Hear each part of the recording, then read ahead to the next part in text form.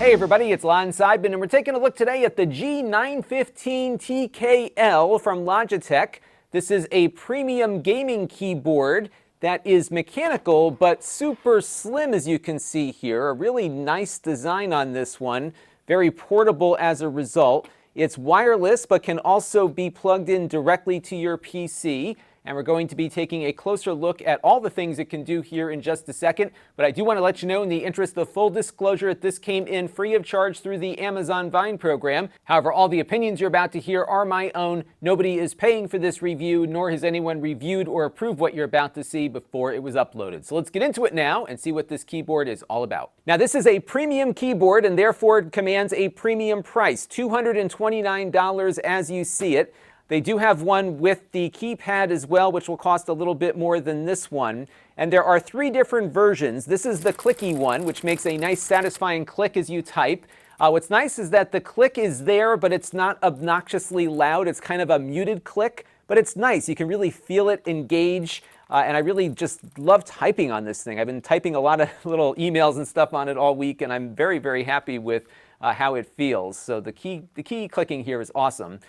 There is a linear version which requires a full key press to actuate the key, and then there's a tactile version that will have a shorter actuation. And what's interesting on this keyboard is that even though this is the clicky one, the key doesn't actuate upon the click. It actuates right before you feel the click engaged. So this one is pretty tactile itself. So if you like a short actuation keyboard with a click, this one might be something to consider.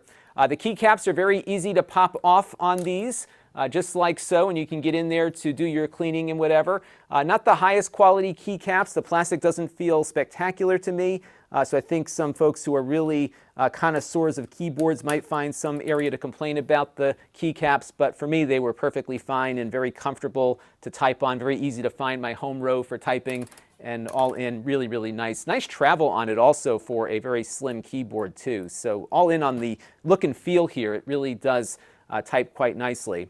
It is an RGB keyboard, as you can see. You can configure the lighting on each key individually. I've got it running through a little pattern right now. The backlight is super bright on this, and that was really nice to see because we're under studio lights right now, and you can very easily see the keys lighting up here. So I think in a darker room, this may even be a little too bright. They do have brightness settings here, so you've got 4 different modes here you can shuffle between for finding the brightness setting that works best for you. One thing I've heard some people complain about on this keyboard and a few others out there is that it doesn't light up the secondary key function here. So for example, the question mark doesn't light up, but the slash does. And if that's something that is concerning to you, this is probably not the best keyboard for you. What's funny is I didn't really notice this before a viewer pointed it out to me, and I went and looked at a few of the other gaming keyboards that I have, and many don't light up those secondary functions, oddly enough. So on this one, again, you can see some of these things like the question marks and the little brackets here, the quotation mark, those are not lit up. And then also on the number row here, the numbers are lit, but things like the percentage and the $ are not. So just be aware of that. It's not going to fully light the entire portion of all the keys. Build quality, though, is very nice on this one. It's very lightweight. It's got an aluminum top here. The bottom part is plastic. You have a stand here that has 2 levels to it, so you can pull out this one here for a shorter stand, or you can have it stand up a little bit higher with this one here, which is nice. There is an on-off switch on this because it is a wireless keyboard. So when it is off, the battery, of course, will not be getting consumed.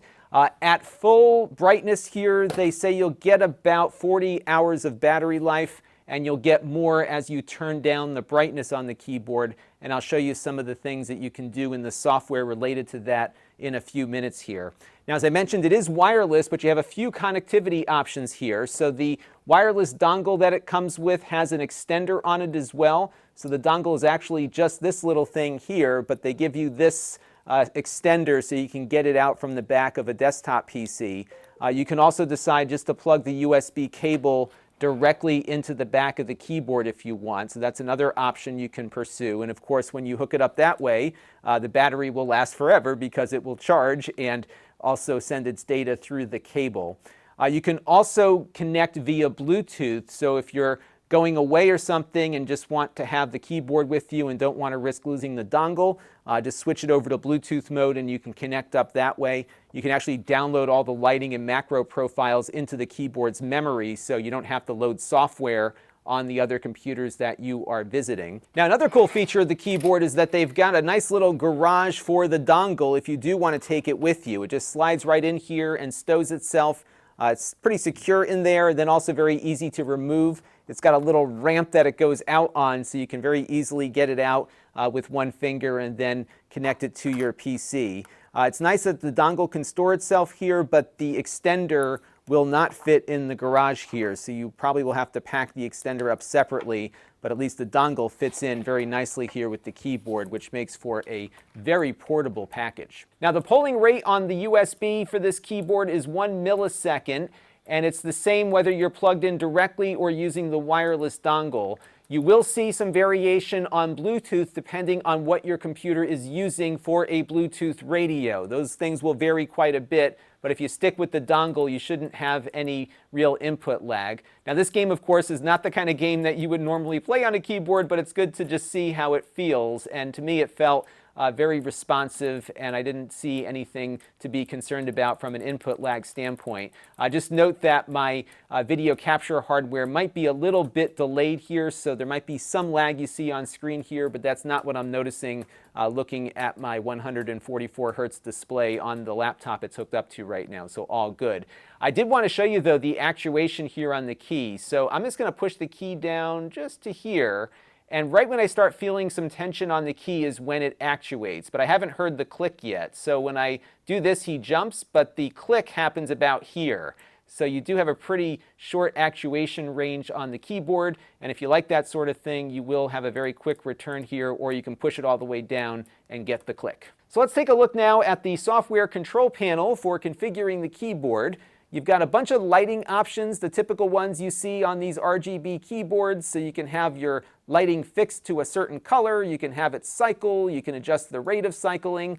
I really like the ripple one here, so that when you type on the keyboard, it has color kind of emanate out from the key that you press. That one looks pretty cool, and you can adjust these pretty much at any time you want. You can even take a sample of the screen and try to match it to the keyboard there if you want to do something like that.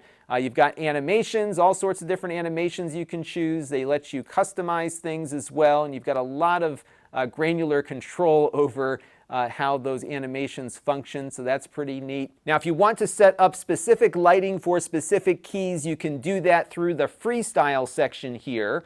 And what we're going to do real quick is set up a specific profile for that purpose. So I'm in the freestyle section. I'm going to go over to add new freestyle, and we'll just call this one Lon.Temp.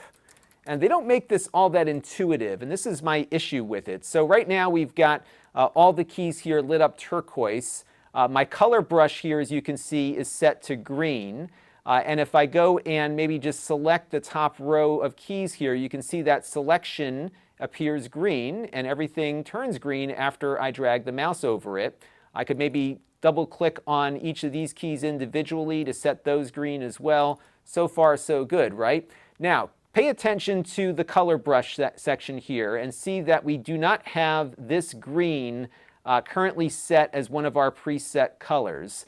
But let's say I do my green keys and then I go over to orange here, and maybe I set this row of keys to be orange, but then I accidentally make the arrow key here orange, and I want to turn that back to green. Now, you would think what you could do is just go over to green here, and that would let us reset that key. But as you can see, we are still on orange, and what you have to do is go back up to the color brush, and if you didn't set the green to be one of your presets, you then have to go to this little color dropper icon here, click on the green that you set before, and then go to the key to correct the mistake that you made.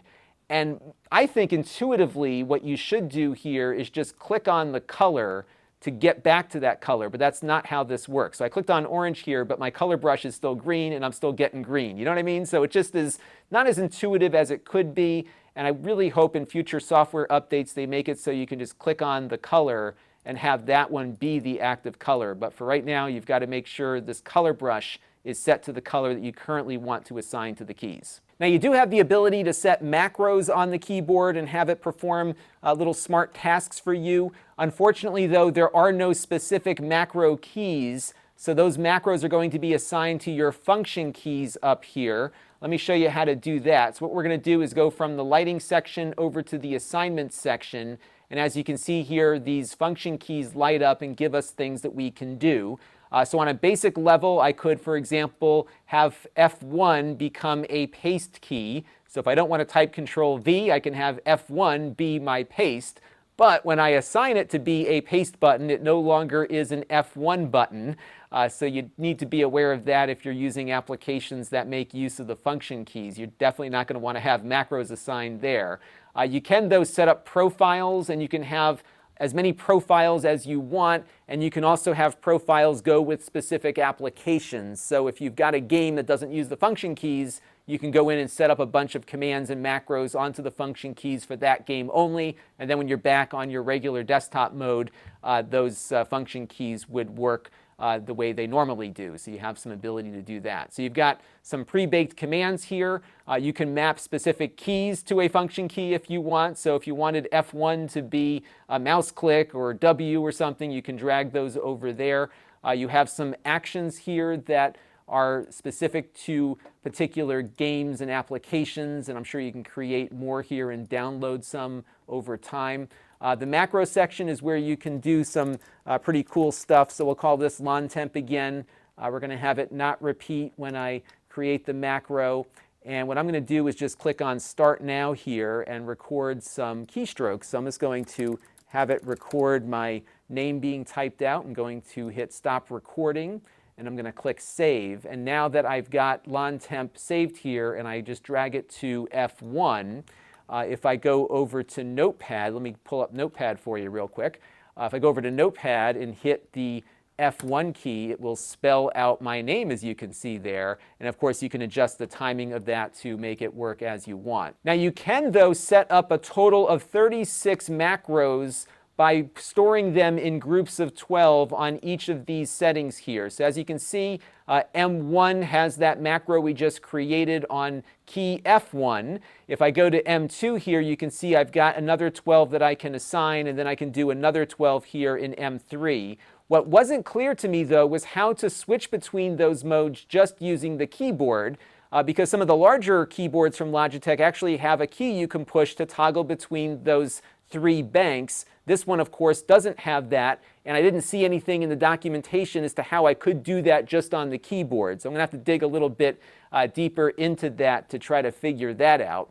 One thing you can, though, do, which is pretty neat, is download these settings to the keyboard. So if you bring it to another computer, they're all in there for you. You can just turn the keyboard into its onboard memory mode here. That will download everything to the keyboard itself, so those macros will follow you on different PCs. But to be honest, I was a little frustrated over the configuration options here, and I think the big problem comes back to the lack of keys on this keyboard for macros and other things. And I think what would really improve things would be a firmware update to allow you to customize what these media keys here do at the top. Because if I could configure these as macro keys or configure them as a way of switching between macro banks, that I think would solve some of the frustrations that I've been finding with the keyboard. At the moment, you can't change what these keys do. You also can't change what the little volume rocker here does either at the moment. These are kind of locked into their preset functions, and I think that could help resolve some issues by opening those up to customization, and that might make this a little less frustrating to configure. But as a piece of hardware, I think this is very well designed. I like the understated clickiness to this. You can hear it and feel it, but it's not too loud of a click. The keyboard feels very responsive and fast, no real latency to speak of. I like the many different ways you can connect it to your computer, either wired in or through Bluetooth or its dongle. Really nice touch here with the garage for the dongle to be stored in, and altogether it's just a really nice feeling product, and it better be for the price tag. And I think a little bit of software tweaks will make it a better product, because it is very pricey, and I think it needs to be working a little bit better to justify that high price tag, especially for people that do want to get into the nitty-gritty of customizing its operation. That's going to do it for now. Until next time, this is Lon.TV. Thanks for watching. This channel is brought to you by the Lon.TV supporters, including gold level supporters Tom Albrecht, Chris Allegretta, David Hockman, Brian Parker, Mike Patterson, and Bill Pomerantz. If you want to help the channel, you can by contributing as little as $1 a month.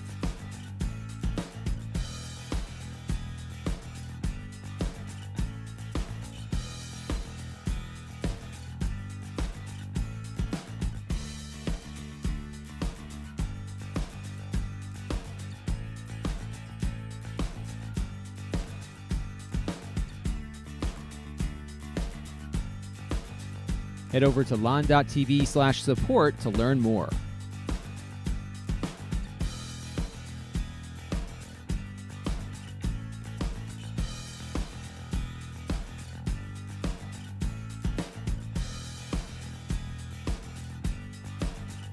And don't forget to subscribe. Visit lon.tv/s.